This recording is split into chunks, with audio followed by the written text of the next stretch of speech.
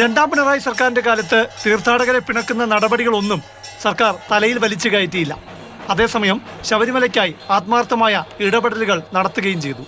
അതിന്റെ ഫലമാണ് 778 കോടി രൂപയുടെ ശബരിമല ലേഔട്ട് പ്ലാൻ. ഈ വർഷം ആദ്യം മന്ത്രിസഭ ശബരിമല വികസന പദ്ധതിക്ക് അംഗീകാരവും നൽകി. നിലയ്ക്കൽ, പമ്പ, കാനനപാത, സന്നിധാനം എന്നിവിടങ്ങളുടെ ആത്മീയവും സാംസ്കാരികവുമായ പൈതൃകം ഉൾക്കൊണ്ടുള്ള വികസനമാണ് നടപ്പാക്കുന്നത്. 2025 മുതൽ 2039 വരെ 3 ഘട്ടമായി നടപ്പാക്കും. തിരുവിതാംകൂർ ദേവസ്വം ബോർഡിന്റെ ക്ഷേത്രമാണെങ്കിലും ശബരിമലയിലെ വികസന പ്രവർത്തനങ്ങളും തീർത്ഥാടന ഏകോപനവും നടപ്പാക്കാനായി പിണറായി സർക്കാർ ശബരിമല വികസന അതോറിറ്റിക്ക് രൂപം കൊടുക്കുകയാണ്.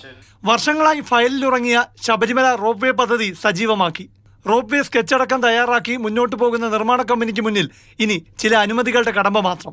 2023 ശബരിമല തീർത്ഥാടന കാലത്ത് തിരക്ക് നിയന്ത്രിക്കുന്നതിൽ ADGP MR അജിത് കുമാറിന്റെ നേതൃത്വത്തിൽ പോലീസ് നടപ്പാക്കിയ പരിഷ്കാരം ഒരിടവേളയ്ക്ക് ശേഷം ഭക്തരുടെ വലിയ രോഷത്തിനിടയാക്കിയിരുന്നു. പിഴവ് മനസ്സിലാക്കിയ സർക്കാർ 2024 മണ്ഡലകാലത്ത് MR അജിത് കുമാറിനെ മാറ്റി ശബരിമലയിലെ തിരക്ക് നിയന്ത്രണം പരിചയസമ്പന്നരായ പോലീസ് നേതൃത്വത്തെ ഏൽപ്പിച്ചു. അതിനാൽ ഭക്തർക്ക് ഇത്തവണ സുഖദർശനമായിരുന്നു.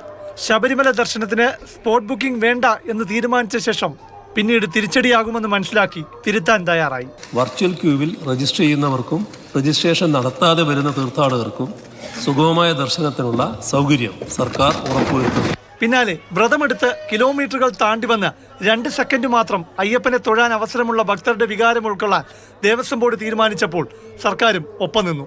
സന്നിധാനത്ത് ഫ്ലൈ ഓവർ ഒഴിവാക്കി കൊടിമരച്ചുവട്ടിലൂടെ നേരിട്ട് സോപാനത്തിലേക്ക് കടത്തിവിടുന്ന ക്യൂ സമ്പ്രദായം നടപ്പാക്കി.